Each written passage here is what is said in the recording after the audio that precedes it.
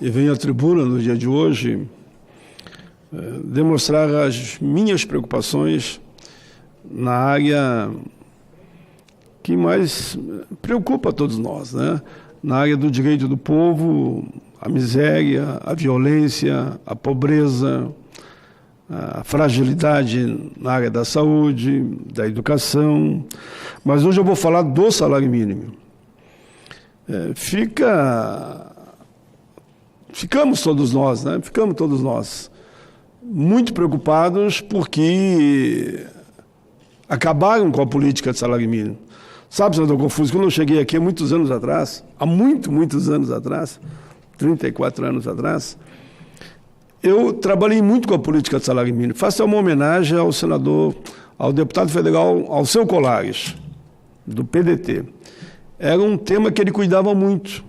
Mas daí, como ele se elegeu no Estado, se não me engano, o governador, o prefeito da capital, importante é eu fazer essa homenagem que faço a ele. E quando eu vim para cá, ele já não estava, eu comecei a trabalhar muito esse tema, né? Seguindo a linha do trabalho dele, o qual aqui eu quero elogiar. E todo ano, depois da Constituinte, 88, 89, nós tínhamos que todo ano discutir o salário mínimo. Foi, até que criamos uma política de salário mínimo, que foi inflação mais PIB. Eu tive a alegria de viajar, porque é sempre bom viajar o país, né? Eu fui a todos os estados debatendo a ideia da construção de uma política de salário mínimo. Até que surgiu da população, eu sempre digo que eu não invento leis, como Vossa Excelência também não inventa, surge da demanda da população. E nesse debate nacional, era uma comissão, e eu fui indicado como relator, porque propus viajar ao país. Nós construímos essa proposta, inclusive a proposta original era a inflação e o dobro do PIB. Mas eu sabia o que eu estava fazendo. Quando eu boto no relatório a inflação, o dobro do PIB, eu sabia que na negociação ia ficar a inflação mais PIB, que é o objetivo. E dito e feito. Aí recuamos, ficou a inflação mais PIB, como uma proposta de política salarial aprovada e implantada em todo o país. Sancionada, não sei se foi pelo presidente Lula ou Dilma na época, e foi sancionada. Muito bem. Aprovada essa lei, o salário mínimo, que quando nós chegamos aqui, naquela época ainda, valia em torno de $60, ele passa para em torno de $300. Foi uma baita alavancada naquele período, com essa política salarial que, infelizmente, agora, por posição do governo, ela não existe mais. E aí eu passo a me preocupar, porque o salário mínimo, num país como o nosso, que tem a maior concentração de renda do mundo, o salário mínimo é uma referência ainda muito grande. Não é só porque mais da metade da população depende do salário mínimo, é porque ele é uma referência, inclusive, para acordos coletivos, e uma série de categorias tem como referência. O piso regional se baseia em quanto é o salário mínimo para ampliar o piso regional, que é o caso do Rio Grande do Sul, que nós temos um piso além do salário mínimo, né? Um percentual a mais, mas a base é o salário mínimo. E percebemos esses dados agora que o IBGE solta, que me traz à tribuna. Pesquisa nacional por amostra de domicílio do IBGE, com dados do terceiro trimestre de 2019, aponta que em 4 anos, 1.800.000 a mais de trabalhadores passaram a ganhar, no máximo, um salário mínimo. No máximo, um salário mínimo. Veja como é importante o salário mínimo. Mas, como eu dizia na abertura, desemprego em alta, trabalho informal, já chega a 42 milhões de pessoas, economia estagnada, recessão, são alguns pontos que ajudam a explicar essa situação que aqui citei, do arroxo em cima do salário mínimo, já que não temos mais agora a inflação mais PIB, que é a política que alavancou o salário mínimo e melhorou a vida de milhões de brasileiros. Em entrevista ao jornal Estado de São Paulo, a economista Ana Tereza Pires diz que esse cenário ocorre devido à explosão da informalidade nos últimos anos, que já estava previsto, com a reforma trabalhista, aumentou a informalidade. E me preocupa ainda mais agora com a tal de MP 905, onde eu fiquei a tarde toda lá. Começou às 15 horas Eu fiquei até o fim, fui o último a sair da sala, participando do debate e da exposição do senador Reginaldo de Maia. Boa tarde, já nos vimos pela manhã, mas agora é boa tarde. Tivemos um debate na comissão sobre a questão indígena e outros temas. Mas, enfim, fiquei do início ao fim.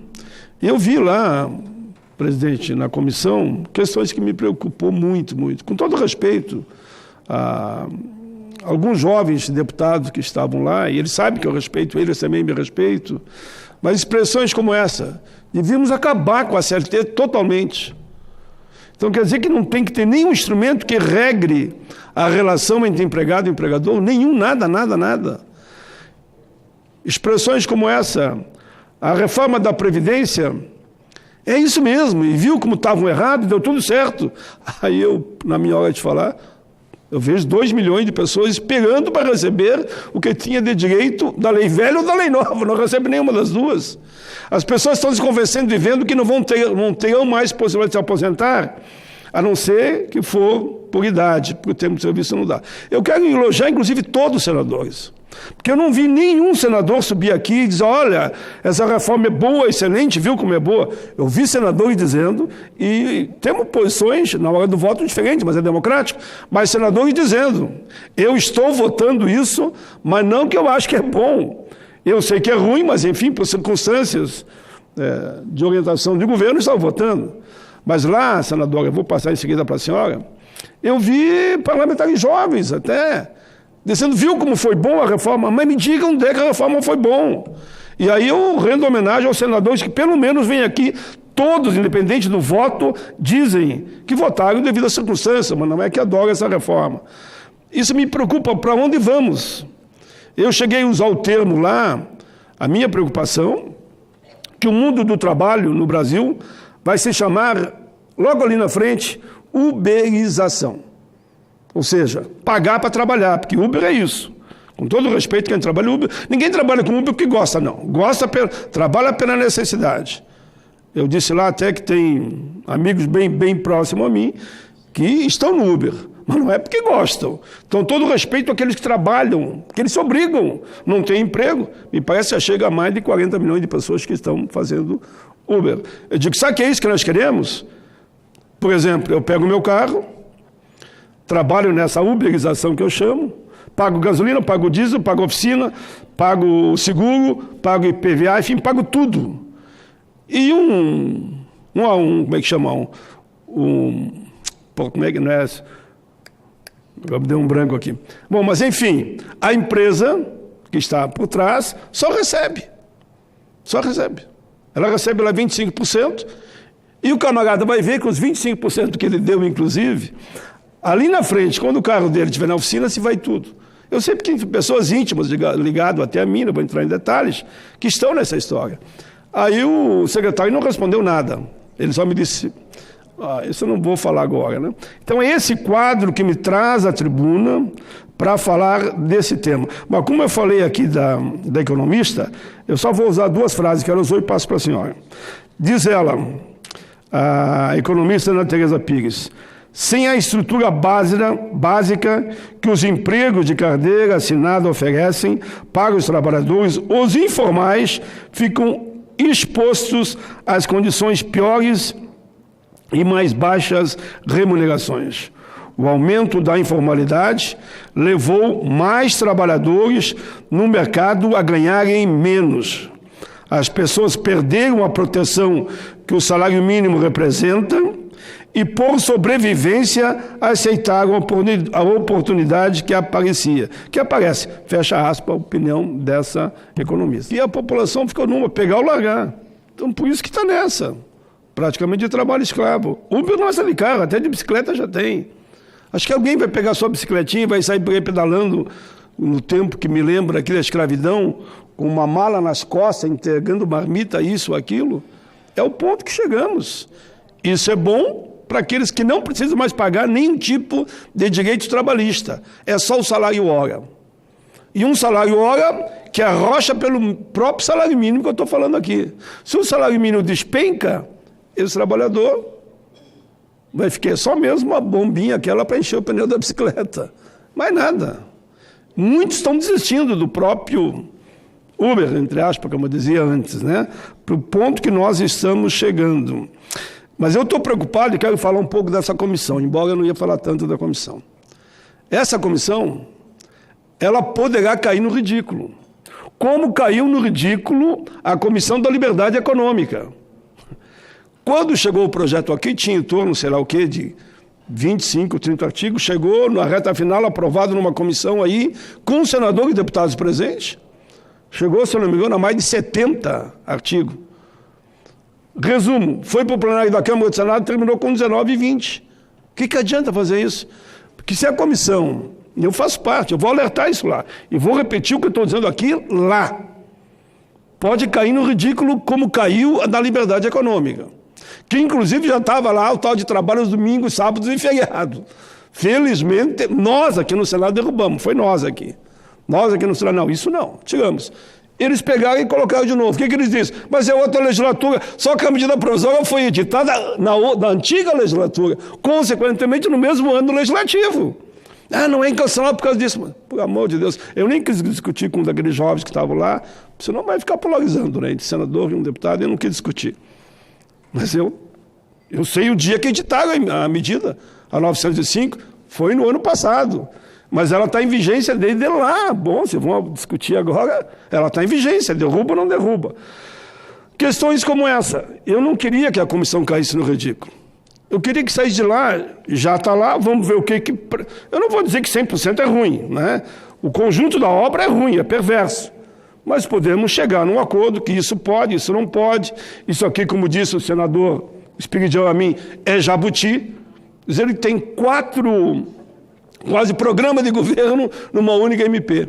Trata de 150 alterações na CLT, trata das micros e pequenas, trata de empréstimos, trata de tudo um pouco, trata de previdência, tudo ali. Aí eu vi gente da própria base do governo, olha, tudo bem, mas por que tanta coisa numa MP só? Aí, naturalmente, ninguém consegue explicar, nem o secretário conseguiu explicar. Então eu estou com a maior boa intenção.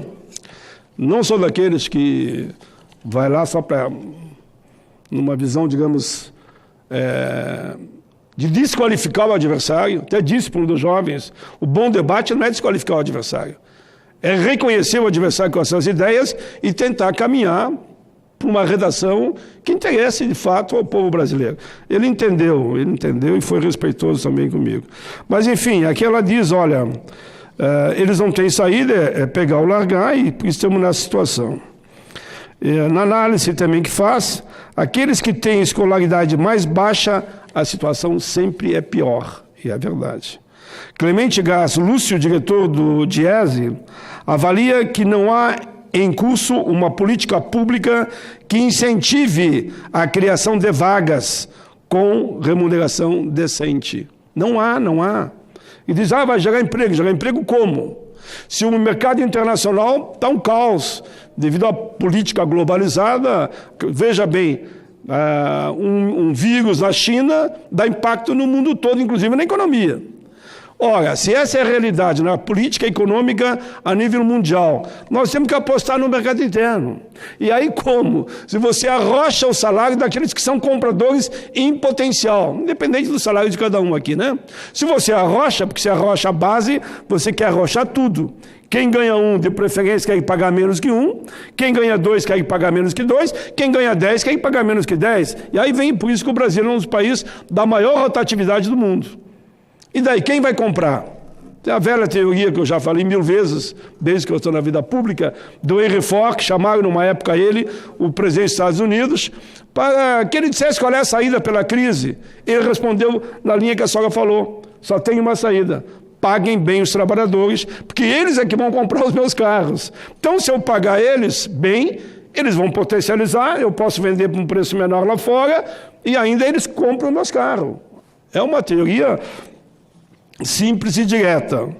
Bom, criou-se a ilusão, aqui diz o Lúcio, né, que é o diretor do Diese, criou-se a ilusão de que o setor privado sozinho vai dinamizar a economia. Como? Produzir e vender para quem? Não vai conseguir. Por isso que ele está preocupado com a interferência do Estado de forma negativa, incentivando o arroxo imposto à classe trabalhadora. Não há exemplo no mundo, ele diz, de outros países, em que o setor produtivo cumpre o papel quando o Estado atrapalha. Porque essas políticas de arroxo estão vindo do Estado. Há um conjunto de medidas que foram adotadas em nosso país que nos últimos anos estão nos levando ao caos. Reforma trabalhista, lei da terceirização, do qual eu viajei o país todo, fui aos 27 estados e infelizmente acabou passando, teto dos gastos, fim da política de valorização do salário mínimo. O país não cresce, o desemprego aumenta, direitos sociais e trabalhistas viraram, como todos dizem, a coisa do passado, de não ter nenhuma norma regulamente o mundo do trabalho. Então vamos fazer o seguinte, vamos acabar com todas as normas do Código Civil. Aí vamos entrar no campo da barbárie, porque ninguém mais tem norma para se aplumar, ter uma relação entre empregado e empregador que não haja também entre os setores da sociedade. Entre banco e empresários. Por que contrato? Por que normas? Enfim, desde 1º de fevereiro, o valor do salário mínimo passou a ser R$ 1,45. Segundo o cálculo do Diese, com esse valor, compra-se apenas 2 cestas básicas e 1 quilo de carne. O valor do salário mínimo do Brasil, vou repetir, segundo o Diese, compra-se apenas 2 cestas básicas e 1 quilo de carne. Com essa preocupação, nós naturalmente apresentamos propostas para modificar esse valor do salário mínimo, que esperamos que aconteça. Apresentamos propostas que retorne, não o salário mínimo do Diese, que seria ideal, ele está trabalhando em 4, 5 mil. Claro, deve vir alguém dizendo, eu queria 10 mil se eu pudesse, mas pelo menos manter o que estava. Manter a política de inflação, mas PIB, o que significa para quem está nos assistindo? Deu a inflação? O produto interno bruto, o PIB, cresceu 2%, é 2% de aumento. Cresceu 1%, é 1% de aumento. Cresceu 0%, é 0% de aumento. Então, uma política equilibrada, tranquila, que estava dando certo já há mais de 10 anos e foi alterada para não ter nenhuma política de valorização do salário mínimo. A política econômica adotada pelo nosso país é geradora, segundo ele, de pobreza e de miséria. É só ver o número, você citou, eu vou dizer, o número de barraquinhas, pega o meu exemplo seu, que na beira das ruas. Eu fico longe daqui, dá mais ou menos 50 minutos de carro, é para ver o número de barraquinhas no beira da estrada. Vendendo bergamota, vendendo banana, vendendo mexerica, vendendo abacaxi, vendendo melancia, porque as pessoas querem sobreviver. É o Uber de bicicleta, como eu disse, muitos também entregando. É aqui dentro do Senado, as pessoas procurando. Mas, por fim, por outro lado, a acumuladora de riqueza nas mãos de pouquíssimos. Diga-se, o sistema financeiro e o rentismo, expropriador e parasita. São aqueles que só exploram, né? E não geram emprego cada vez menos. Os mecanismos de inclusão social que construímos a duras penas estão sendo liquidados. Programas que aumentam a renda e a melhoria de vida das pessoas, principalmente os mais vulneráveis, estão sendo desconstruídos. Olha o SUS como é que está, olha a Previdência, olha o atendimento da Previdência. Mas como é que vão atender? Não fazem concurso, não contratam, e daí inventam que vão contratar militar aposentado, não sei quem aposentado, e pagando 30% a mais. Meu Deus do céu, onde chegamos? Aonde chegamos? Façam concurso. Bota o salário que acha que o Estado pode pagar e os melhores terão oportunidade de trabalhar na Previdência. Porque a gente fala servidor público. O nome diz, servidor público é atender ao público. Aqui mesmo na nossa casa, aqui no Senado, todos os servidores, olha para a esquerda, olha aqui as taquígrafas, olha aqui para a direita, são servidores públicos. Eles estão aqui atendendo ao público. Quem está por trás das câmaras da TV Senado são servidores que estão atendendo ao público e tem que ser remunerado decentemente. Por isso que eu não entendo, não tem jeito de entender o que está acontecendo hoje no nosso país. A Lei 12.382, que instituiu a Política Nacional de Salário Mínimo, uma das maiores conquistas foi deixada de lado. O salário mínimo é uma política redistributiva. Aumentar a renda dos mais pobres leva ao aumento da produção, do consumo, criando um círculo vicioso. Aqui o economista está falando, não é eu no improviso. A valorização do salário mínimo proporciona melhores condições de vida para toda a nossa gente, reduz as desigualdades sociais e a enorme concentração de renda, como eu dizia antes, país Brasil campeão do mundo. Para terminar, cabe enfatizar que o aumento do salário mínimo ao combater a pobreza torna-se instrumento importante para facilitar o crescimento econômico e todos ganham, inclusive os empresários. Conforme estudo do Banco Mundial, redução da pobreza e crescimento, círculo virtuoso e vicioso, a pobreza causa um impacto negativo muito expressivo sobre o crescimento. Em média, o aumento de 10% na pobreza reduz o crescimento anual em 1 ponto percentual, ou seja, todos perdem com a pobreza e não temos uma política de salário mínimo. Ninguém está propondo aqui, não, em vez de 1.045 tem que ser 2.000, 3.000, nada disso. É a política que mantínhamos, que daria hoje em torno de R$ 1.100, e quando a inflação subir, ele sobe. Se der positivo o PIB, ele cresce 1 ou 2%.